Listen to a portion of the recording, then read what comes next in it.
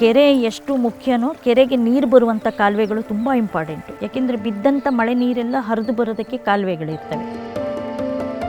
ಆದರೆ ಏನಾಗಿದೆ ಅಂತ ಹೇಳಿದ್ರೆ, ನಮ್ಮ ಈ ಕೋವಿಡ್ಗೂ ಮೊದಲು ಒಂದು 7-8 ವರ್ಷ ನಿರಂತರವಾಗಿ ಬರ ಅಂಥ ಒಂದು ಪರಿಸ್ಥಿತಿ ನಮ್ಮ ಕೋಲಾರ ಜಿಲ್ಲೆಯಲ್ಲಿ. ಅಂಥ ಸಂದರ್ಭದಲ್ಲಿ ನಾವು ಈ ಕೆರೆ ಹೂಳು ಎತ್ತಬೇಕಂದ್ರೆ ಫಸ್ಟ್ ಬಿದ್ದಂಥ ನೀರು ಕೆರೆಗೆ ಬರಬೇಕು ಅಂತ ಹೇಳಿ ಆಲೋಚನೆ ಮಾಡಿ ಆ ಕಾಲುವೆಯನ್ನು ಕೆಲಸ ಮಾಡಿದ್ವಿ, ಹೂಳು ತೆಗೆಯುವಂಥ ಕೆಲಸ. ಈಗಾಗಲೇ ನಾವು 12 ಕೆರೆಗಳಲ್ಲಿ ಹೂಳೆತ್ತುವಂಥ ಕೆಲಸ ಮಾಡಿದ್ದೀವಿ. ಒಟ್ಟು 2,20,000 ಕ್ಯೂಬಿಕ್ ಮೀಟ್ರ್ ಹೂಳನ್ನು ತೆಗೆದಿದ್ದೀವಿ. ಮತ್ತು ನನಗೊಂದು ಕನಸಿತ್ತು, ಕೋಲಾರ ಇನ್ನೊಂದು ಮಲೆನಾಡು ಆಗಬೇಕು ಅನ್ನೋದು. ಆ ಕನಸು ನನಸಾಗ್ತಾ ಇದೆ ಅಂತ ನನಗೆ ತುಂಬ ಖುಷಿ ಆಗುತ್ತೆ. ಯಾಕೆಂದರೆ ಈಗ ನಾನು ಈ ಪಂಚಾಯಿತಿ ಎಲ್ಲ ಭಾಗದಲ್ಲಿ ಓಡಾಡಿದಾಗ ಎಲ್ಲಿ ನೋಡಿದ್ರೂ ಹಸಿರು ಕಾಣಿಸುತ್ತೆ.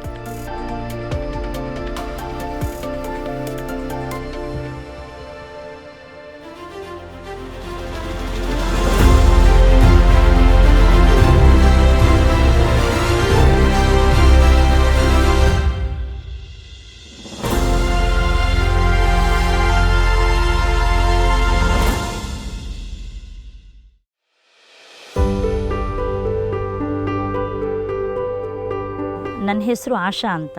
ನಾನು ಹುಟ್ಟಿ ಬೆಳೆದಿದ್ದು ಎಲ್ಲ ಶಿವಮೊಗ್ಗ ಜಿಲ್ಲೆ ತೀರ್ಥಹಳ್ಳಿ ತಾಲೂಕು. ಕೋಲಾರ ಜಿಲ್ಲೆಯಲ್ಲಿ ಇದ್ದುಕೊಂಡು ನೋಡಿದಾಗ ಇಲ್ಲಿ ಯಾವುದೇ ಥರದ ನದಿ ಮೂಲಗಳಿಲ್ಲ. ಇಲ್ಲಿ ಎಲ್ಲಿ ನೋಡಿದರೂ ಕಾಣಿಸೋದು ಕೆರೆಗಳು, ಅದು ಎಲ್ಲ ಒಣಗಿರುವಂತಹ ಕೆರೆಗಳು.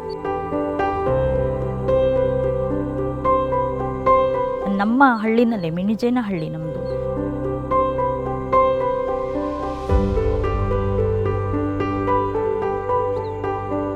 ನಮ್ಮ ಹಳ್ಳಿನಲ್ಲೇ ನೀರಿಗೆ ತುಂಬ ಕಷ್ಟ. ನಾನು ಆಗಾಗ ಹಳ್ಳಿ ಎಲ್ಲ ಓಡಾಡ್ತಿರ್ಬೇಕಾದ್ರೆ ಎಲ್ಲ ನೀರಿಗೆ, ಕುಡಿಯೋ ನೀರಿಗೆ ಸಮಸ್ಯೆಯಾಗಿ ಕಷ್ಟಪಡ್ತಾಯಿದ್ರು. ನಮ್ಮ ಹಳ್ಳಿನಲ್ಲೇ ನೀರಿಗೆ ಸಮಸ್ಯೆ ಆದಾಗ ಪಂಚಾಯಿತಿ ಕಡೆಯಿಂದ 2 ವಾಟರ್ ಟ್ಯಾಂಕರಿಂದ ನೀರು ಕಳಿಸ್ತಾಯಿದ್ರು. ನಮ್ಮಲ್ಲಿ 135 ಕುಟುಂಬಗಳಿದೆ. ಆ 2 ಟ್ಯಾಂಕರ್ ನೀರು ಏನಕ್ಕೂ ಸಾಕಾಗ್ತಾ ಇರಲಿಲ್ಲ.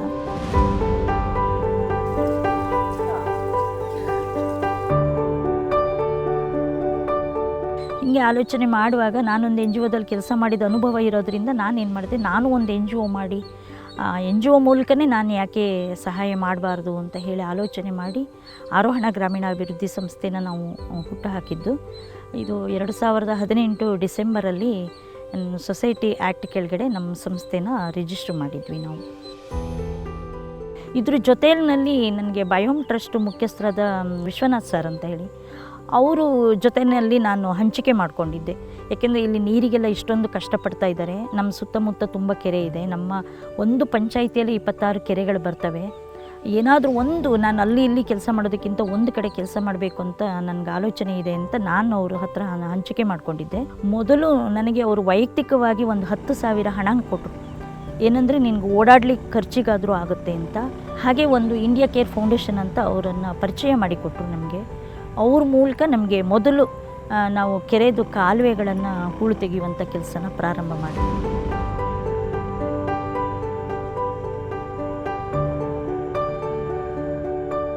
ಫಸ್ಟ್ ನಾವು ಕೆಲಸ ಮಾಡಬೇಕಾದ್ರೆ ಮೊದಲು ಹೋಗಿ ನಾವು ನಾಗರಿಕರ ಜೊತೆಲೇ ಮಾತಾಡೋದು. ಈ ಥರ ಹೂಳು ತೆಗಿತಾ ಇರೋದ್ರ ಬಗ್ಗೆ ನಮ್ಮ ಪ್ರೋಸೆಸ್ ಏನಿದೆ ಅದನ್ನೆಲ್ಲ ಶೇರ್ ಮಾಡ್ಕೋತೀವಿ.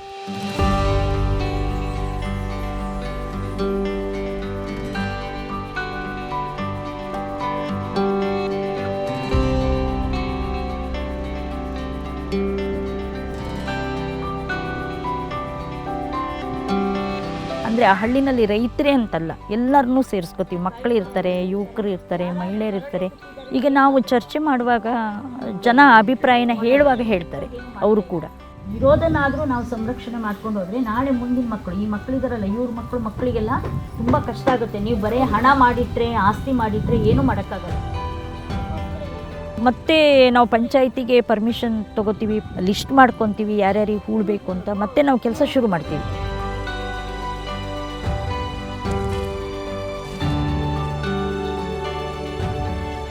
ಎಲ್ಲಿ ಹೂಳು ತೆಗಿಬೇಕು ಏನು ಅಂತ ರೈತರ ಜೊತೆಯಲ್ಲೇ ನಾವು ಹೋಗಿ ಮೆಜರ್ ಮಾಡಿ ಎಲ್ಲ ಕೆಲಸ ಶುರು ಮಾಡ್ತೀವಿ.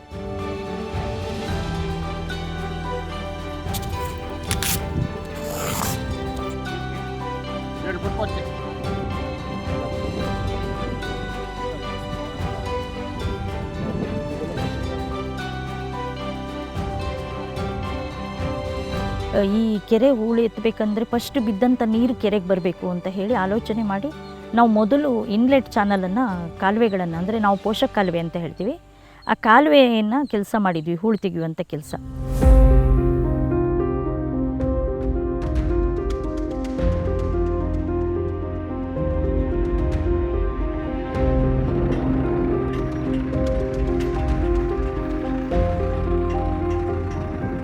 ನಾವು ಆರೋಹಣ ಸಂಸ್ಥೆಯಿಂದ ಒಟ್ಟಾರೆ ಹೇಳಬೇಕು ಅಂತ ಹೇಳಿದರೆ ನಮ್ಮ ಮಿಟ್ಟೂರು ಪಂಚಾಯತಿಲಿ 26 ಕೆರೆಗಳು ಬರ್ತವೆ. ಈಗಾಗಲೇ ನಾವು 12 ಕೆರೆಗಳಲ್ಲಿ ಹೂಳೆತ್ತುವಂಥ ಕೆಲಸ ಮಾಡಿದ್ದೀವಿ.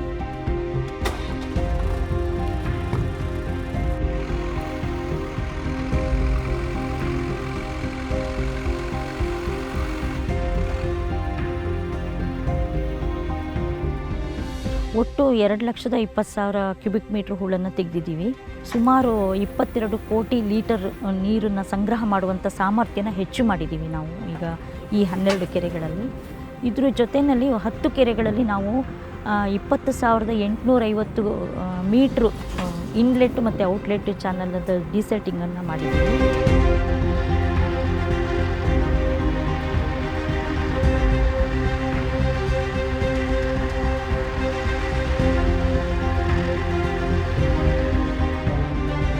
ಕೆರೆಯ ಮಣ್ಣು ಇದೆಯಲ್ಲ, ಇದು ತುಂಬ ಕಾಂಪೋಸ್ಟ್ ಗೊಬ್ಬರ ಥರ ಇರುತ್ತೆ. ಹೇಳಬೇಕಂದ್ರೆ ಕೆಲವೊಂದು ಕೆರೆಗಳಲ್ಲಿ, ಇಲ್ಲಿ ನಾಗಸಂದ್ರ ಅಂತ ಹೇಳಿ ನಾವು ಒಂದು ಕೆರೆಯಲ್ಲಿ ಹೂಳು ತೆಗೆದ್ವಿ. ಆ ಹೂಳನ್ನು ನೋಡಿದಾಗ ನಮಗೆ ಅನಿಸ್ತಿತ್ತು ಎರೆಹುಳು ಗೊಬ್ಬರ ಥರ, ಕಪ್ಪು ಪುಡಿಯಾಗಿ ತುಂಬ ಚೆನ್ನಾಗಿತ್ತು. ಎರೆಹುಳು ಗೊಬ್ಬರ ಥರನೇ ಇತ್ತು ಅದು. ಹಾಗಾಗಿ ಈ ಮಣ್ಣನ್ನು ಹೊಲಕ್ಕೆ ಹಾಕಿದಾಗ ಒಳ್ಳೆ ಫಲವತ್ತತೆ, ಅದು ರೈತರಿಗೂ ಅನುಭವ ಇದೆ.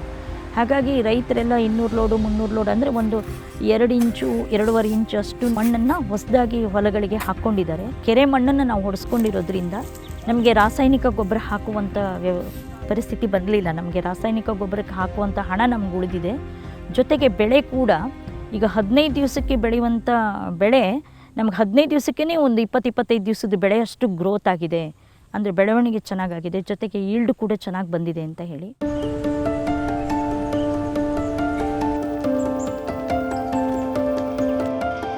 ಇದಕ್ಕೆ ಮುಂಚೆ ಬರ್ತಿದ್ದಿದ್ದು ನಮಗೆ ಅಷ್ಟೊಂದು ಚೆನ್ನಾಗಿ ಆಗ್ತಿದ್ದಿಲ್ಲ. ಹೆಂಗಾಗ್ತಿತ್ತು ಅಂದರೆ ಗೊಬ್ಬರ ಎಷ್ಟೇ ಆಗಲಿ, ಹೀರೆ ಎಷ್ಟೇ ಹಾಕಲಿ, ಆದರೆ ಏನಾಗ್ತಿತ್ತು, ಗಿಡಗಳೆಲ್ಲ ಒಣಗೋಗ್ತಿತ್ತು. ಅದಕ್ಕಿಂತ ಇವಾಗ ಮಣ್ಣು ತಂದು ಹಾಕಿರೋದ್ರಿಂದ ನಮಗೆ ಚೆನ್ನಾಗಿ ಬರ್ತಿದೆ, ಹೊಲಗಳು ಚೆನ್ನಾಗಿ ಆಗ್ತಿದೆ. ಮಳೆ ಒಂದು ಸ್ವಲ್ಪ ಹಿಂದೇಟ್ ಆಗಿದ್ರೆ ಕೂಡ ನಮ್ಗೆ ಆ ಕೆರೆ ಇರೋದ್ರಿಂದ ತುಂಬ ಧೈರ್ಯ ಇದೆ. ಈ ಹೊಲಗಳಿಂದ ಆ ನೀರು ನೋಡಿ ನಾನು ತುಂಬ ಧೈರ್ಯದಿಂದ ನಾವು ಇದನ್ನು ಮಾಡ್ತಿದ್ದೀವಿ.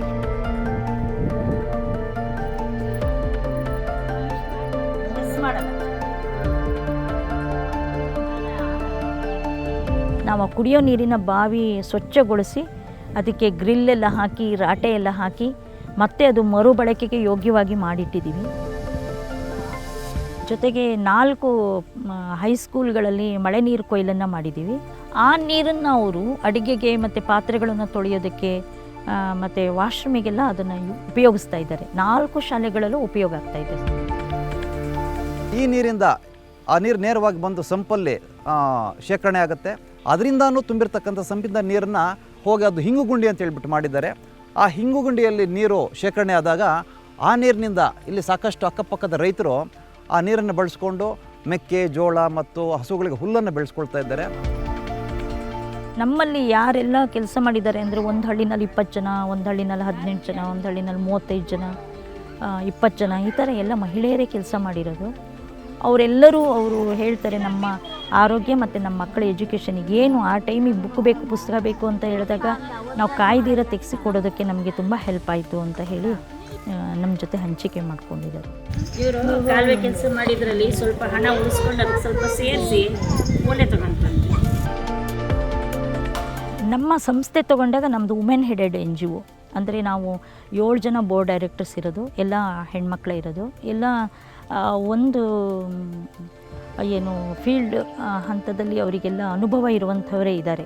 ಹಳ್ಳಿನಲ್ಲಿ ಜೀವನ ಮಾಡಿದಂಥವರು ಮತ್ತು ಇಲ್ಲಿಯ ಪರಿಸರ ಎಲ್ಲ ಗೊತ್ತಿರುವಂಥವ್ರನ್ನೇ ನಾವು ತಗೊಂಡಿರೋದು.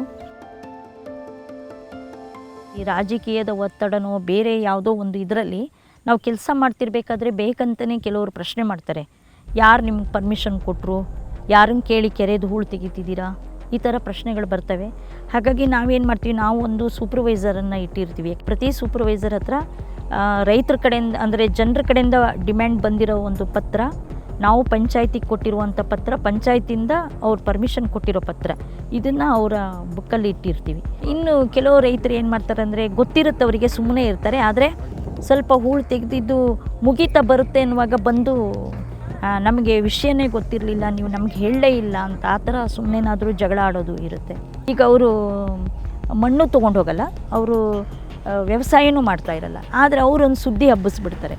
ಏನಂದರೆ ಈ ಟ್ಯಾಕ್ಟ್ರದ್ದೆಲ್ಲ ಸಂಸ್ಥೆಯವರು ಬಿಲ್ ಮಾಡ್ಕೊಂಡು ತಿಂತಾ ಇದ್ದಾರೆ ಅಂತ.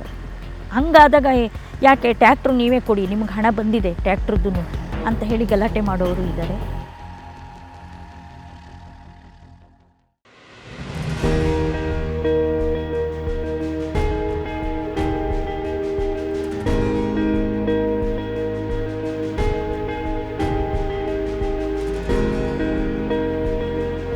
ಈಗ ನಮ್ಮ ಆರೋಹಣ ಸಂಸ್ಥೆಯ ಮುಂದಿನ ಕನಸು ಏನು ಅಂತಂದರೆ, ನಮ್ಮದು ಪರಿಸರಕ್ಕೆ ನಾವು ಆದ್ಯತೆ ಕೊಡ್ತಾ ಇದ್ದೀವಿ.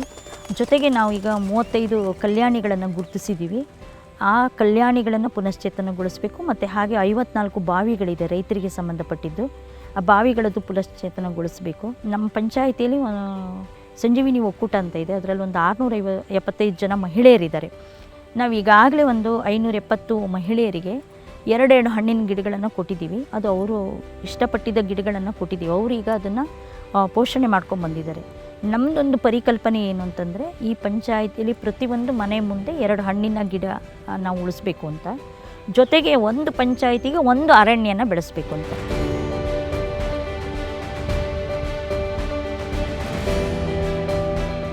ಪ್ರಾಣಿ ಪಕ್ಷಿಗಳಿಗೂ ಉಪಯೋಗ ಆಗಿರಬೇಕು, ಜನರಿಗೂ ಉಪಯೋಗ ಆಗಬೇಕು. ಆ ಥರದ ಗಿಡಗಳನ್ನು ರೈತರ ಜೊತೆ ಕೂತು ಮಾತಾಡಿ ಬೆಳೆಸಬೇಕು ಅಂತ ನಮ್ಮ ಒಂದು ಕನಸಿದೆ ಸರ್.